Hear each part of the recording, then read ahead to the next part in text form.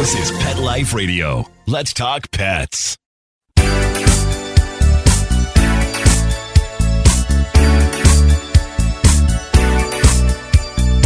Hello!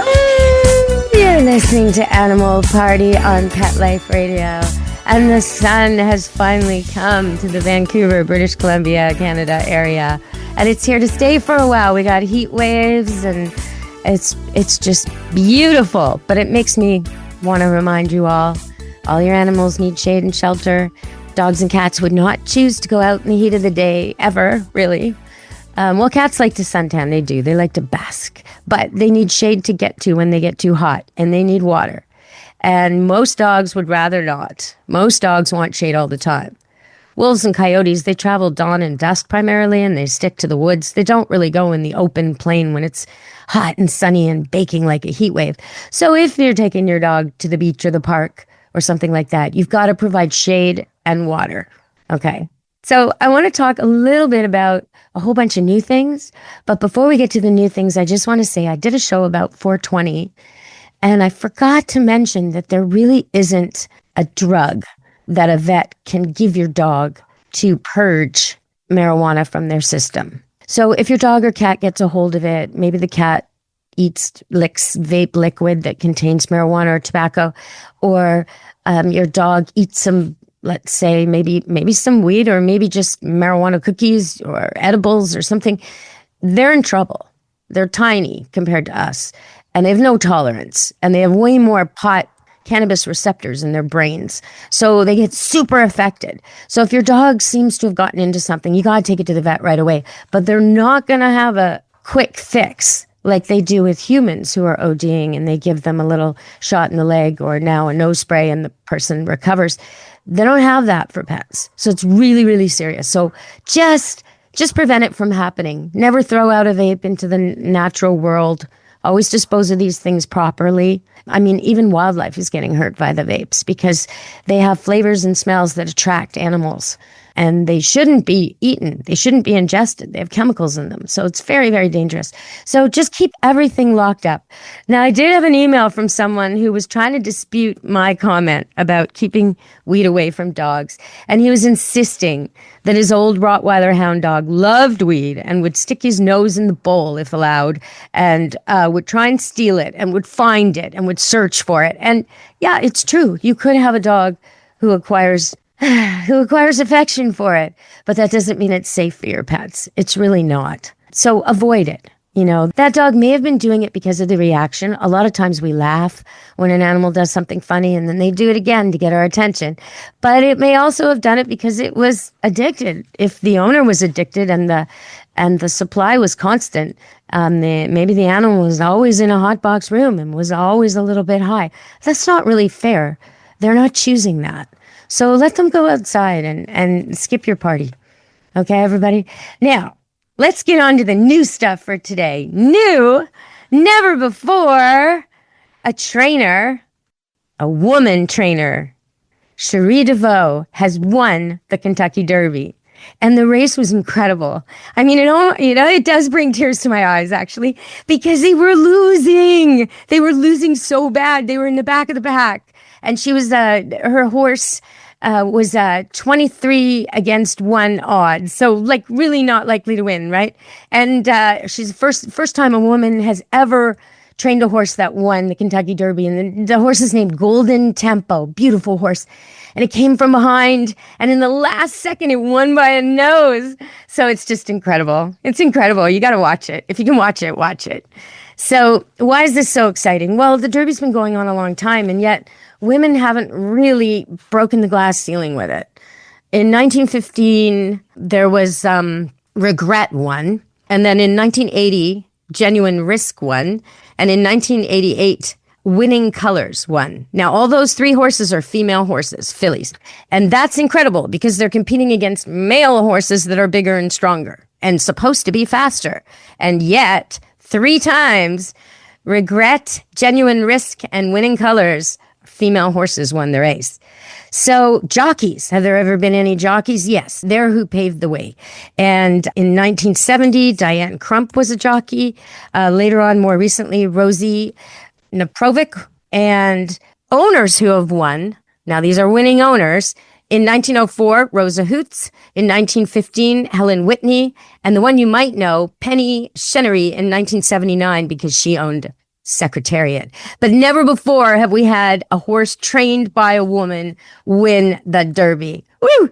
So I'm so excited about that. And the race, I mean, even if it wasn't a woman who trained the horse, the race coming from the back of the bottom, the bit behind, really behind, and then passing every single horse and then winning by a nose. Right on, Cherie DeVoe. So Cherie DeVoe, what's her story? Well, she was an assistant around paddocks and working in around horses probably her whole life, but definitely before she became a pre-med student. And then she decided to leave that and go back to horses. Good decision. Once upon a time, I left a career in law to go back to dogs. Good decision for me. Good decision for her. All right, everybody, we're going to go to break and come back and talk more about dogs and cats. But before I do, I want to ask you, what do you think is the reason they needed basically, well, more than Jaws of Life, an animal version of Jaws of Life and a tranquilizer to free a great blue heron's foot? From what? What do you think he was caught in? What is going on with this? Okay, we'll be back from break. See if you can guess. Don't look it up. On Animal Party, Pet Life Radio. Take a bite out of your competition. Advertise your business with an ad in Pet Life Radio podcasts and radio shows. There is no other pet-related media that is as large and reaches more pet parents and pet lovers than Pet Life Radio. With over 7 million monthly listeners, Pet Life Radio podcasts are available on all major podcast platforms. And our live radio stream goes out to over 250 million subscribers on iHeartRadio, Odyssey, TuneIn, and other streaming apps. For more information on how you can advertise on the #1 pet podcast and radio network, visit PetLifeRadio.com/advertise today. Let's Talk Pets on PetLifeRadio.com.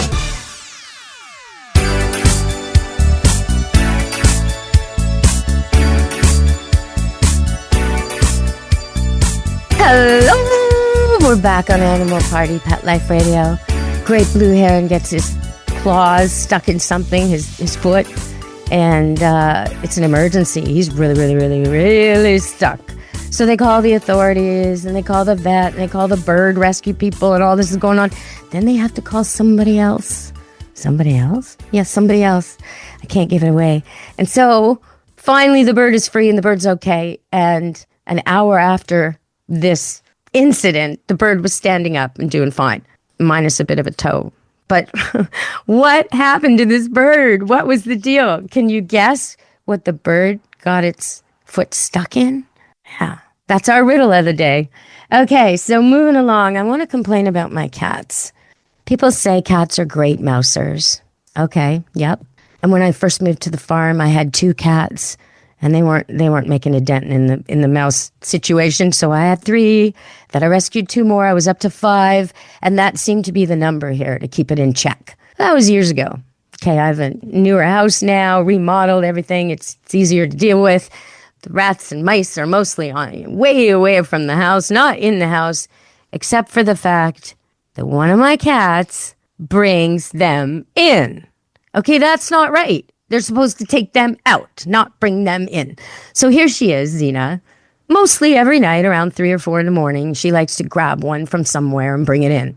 And it might be a little tiny dormouse, cute as can be, or it might be a blind, eyes shut, under the ground creature, a mole or a vole.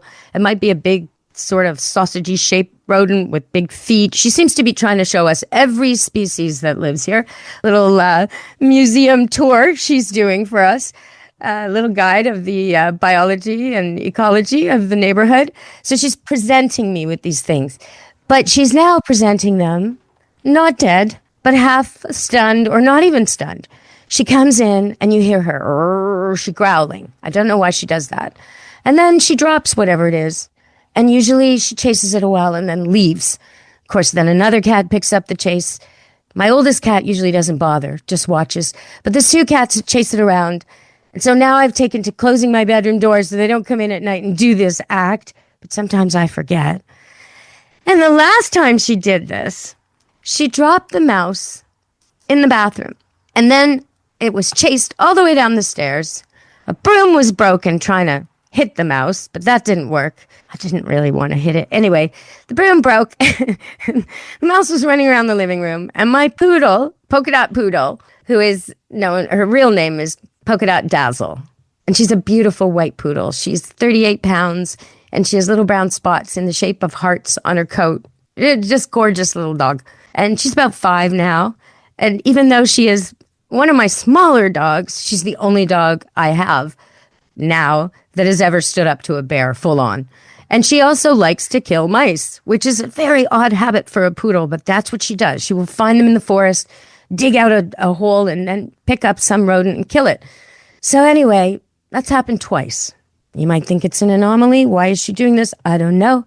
You might know that 97% of the wolf and coyote diet in spring is rodents. So it's not unnatural for a dog to want to kill a mouse or kill a rat. It's not unnatural at all. And she doesn't eat them. But anyway, so this mouse went running down the stairs, stare, stare, stare, stare at me chasing it. Broom in hand, broom broke, stare, stare, stare, stare, runs into the living room, hides behind the wood stove. And I say to Polka Dot, Polka, get the mouse. And she does. She goes, she pushes a little bit with her head, this ottoman that it was hiding under. She grabs it, she shakes it, killing it. She runs outside to the backyard and drops it on the back deck. It doesn't want to do anything with it. I mean, it was perfect. My little French maid, my little Polka Dot Poodle, just came and took that mouse out.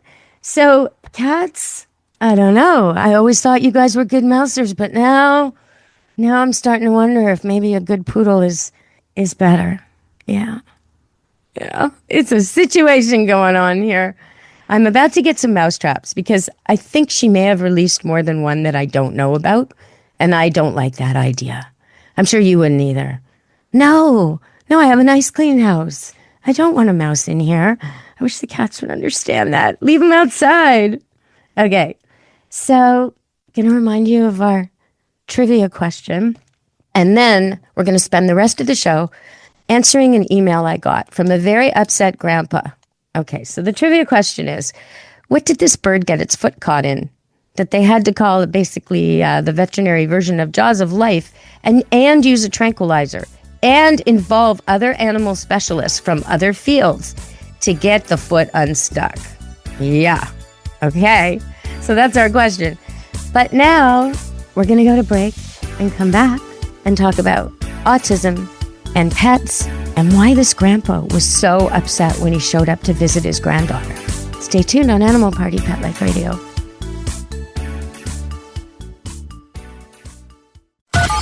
Talk to the paw. Hi, this is Amy Shore. Hi, I'm Jane Lynch. This is Mandy Moore. Hi there, I'm Kate Walsh. This is Catherine Heigl. There's only one station that gives you the scoop on wagging tongues and tails. And who's walking who in Renton and Tinseltown. Pet Life Radio, the tail wagger. Let's talk pets. Let's talk pets On Pet Life Radio. Pet Life Radio. PetLifeRadio.com.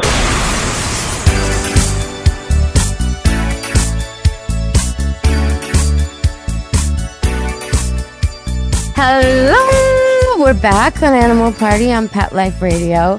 What did that great blue heron get his foot stuck in? What? What do you think? Was it a human thing? Was it an animal thing?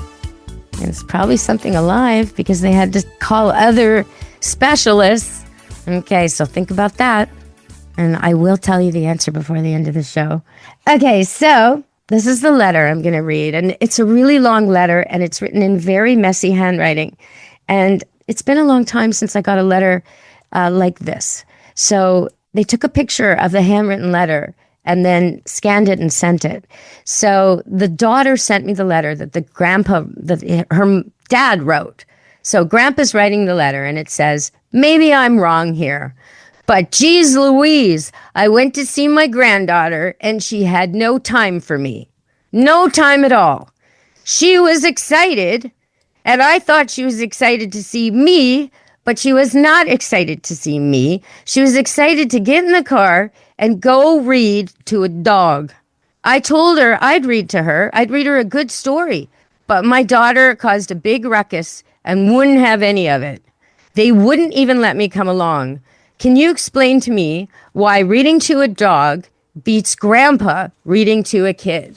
Wow, poor grandpa. Oh my gosh. I do feel bad for grandpa. I do, because his feelings were hurt. And really, they shouldn't be hurt. Because, well, it's not that she likes the dog more than you. And it's not that she would rather be read to by anybody else other than you. It's that this is a completely different thing. So when an autistic kid is read to, just like any kid, they learn a lot by being read to. Absolutely. But that's a whole different skill than reading yourself. And even though in a kid who's doesn't have any learning challenges, reading to them really helps them learn to read. It does. With autistic kids, there's an extra component of embarrassment and the kid's awareness that maybe they're not performing at the level that grandpa's used to with the other grandkids or other adults are used to, or that they've been embarrassed or made fun of before, or they're just not comfortable speaking to people. So the likelihood of this child reading to grandpa is very slim. And that's what we're trying to do here. We're trying to get the kid speaking. We're trying to get the kid reading. Not being read to, but reading himself, herself. So the granddaughter. Why would the granddaughter be so excited to see the dog? Well, that's a really good sign, actually, because some kids are kind of indifferent until they get going. But they found with studies that where they compared kids who read to trained professionals who are trained not to react with frustration, trained not to sigh, trained not to be impatient, trained not to take over for the kid, right? So we're talking about trained professionals. When the children read to trained professionals, they compared that to when they read to dogs. So that's not grandpa. I hate to say it, but it's not grandpa. Grandpa's probably going to be too helpful. Grandpa's probably going to take over. Even in his letter, he says he wants to read to her, not that she should read to him. So that's the opposite skill. So we're not looking for that right now. But even if grandpa could do all that and be just like the trained professionals, not sigh, not get impatient, not fidget, not try to correct, right? Even if he could do all that, he still wouldn't be as effective as a dog. The dogs have 25% more attendance rate. Kids don't want to go when they're reading to a person. But 100% of the kids wanted to go when they were reading to a dog, right? When they were reading to a person, only 75% of the kids wanted to go. So that's a big difference. And why is this? Well, for one thing, there's the metabolics. When anyone is with dogs, as long as they're not afraid of dogs, when anyone's with dogs, their stress levels calm down. So they've actually measured this with autistic kids. When autistic kids read to dogs, their blood pressure lowers and their cortisol levels lower. So they have way less sensory stress.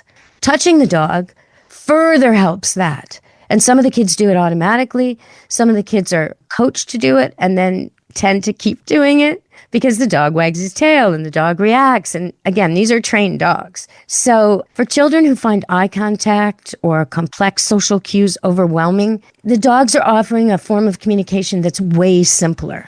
So it's like a social bridge. And eventually they engage with the human facilitator who's with the dog the whole time. So it can be a really good grounding point. It also helps kids with ADHD with focus. And unlike humans, what the magic is the dogs never correct. They never sigh. They never get impatient. It's unconditional. It's positive. And so the child just focuses on learning to read and telling the story. And so the task goes from super high pressure to relaxed. That's what it's all about there. So where can you find out about this? Well, in my neighborhood, I was really surprised. I Googled it and I got so many groups. There's Pet Partners, there's Fraser Valley Regional Library, there's Vancouver Regional Library, there's Paws for Stories, spelled like Pet Paw, Paws for Stories. There's Read With Me. So if you're looking, there's autismassistancedog.com, there's Waggy Tails, just Google it. Just put it in your computer. Just use your phone and type in autistic kids read to dogs near me. And you're going to get so many opportunities. So I really suggest this. If you've got an autistic kid or a kid with ADHD or any kid who's having trouble reading, see if you can get involved with this because it can really, really make a difference. And I'm sorry, Grandpa. I'm sorry your feelings were hurt. But maybe there's something else you can do with that granddaughter. Maybe you could pick her up after and take her somewhere else. Take her to the zoo. Take her somewhere she really loves to go. All right, everybody. We're going to solve the riddle and end the show. So today's riddle, what the heck happened to that great blue heron? Okay, so the great blue heron was doing what they do, and it was trying to eat. And this is in Vancouver, British Columbia, Canada. So we have a big coast in the Pacific Ocean, just like California or Washington State. So there it was doing its thing. And they were protected birds, so everybody was like really worried about it. And it got its foot caught in an oyster, a live oyster. But it wasn't just any oyster. This oyster was 18 centimeters long and 300 grams. It was a huge oyster. It was like the King Kong of oysters. But the oyster was still alive and the foot was caught in there. So in the end, the bird lost 2 centimeters of a toe, almost an inch. Wow. But he's standing okay. And the oyster did die. Now, you might hear this story and go, well, geez, just shuck the oyster. It's not so easy because the oyster, if you don't do this carefully, would clamp down when it died. And that would probably sever the toe, maybe make the bird unable to survive in the wild, a perpetual, captive animal, or maybe even die. So no. We didn't want to do that. So they had to call marine people, biologists and marine vets to come in and figure out the right dose for the oyster so that it would be asleep so they could pry it open, remove the foot, and they were hoping the oyster would live, although, it was going to be food if not. So it was kind of a marked oyster. But no, the oyster died in the freeing of the great blue heron. But the great blue heron survived and is standing. And I just think that's amazing what people will do for one bird. Amazing. So yes, we have a female trainer who won the Derby with a beautiful horse called Golden Temple. And we had an upset grandpa today, who I hope is a little less upset when he realizes that there's absolute physical, medical reasons kids with autism read better to dogs than grandpas. Okay. Someday she'll want to read to you. If they keep going to the dog therapy, someday she'll be excited to read one of those books with you. And maybe you could ask to attend one time. Not now, when she's really good, when she's been going for a while and she's really confident. And then she could pick one of her easier books from before, one of the first books she read, and read that to the dog and you with the counselor. Because that's the way it's going to work. All right, everybody. From me, Deb Wolfe, and Animal Party and Pet Life Radio, be good to your animals. Ciao, meow. Let's Talk Pets, every week on demand, only on PetLifeRadio.com.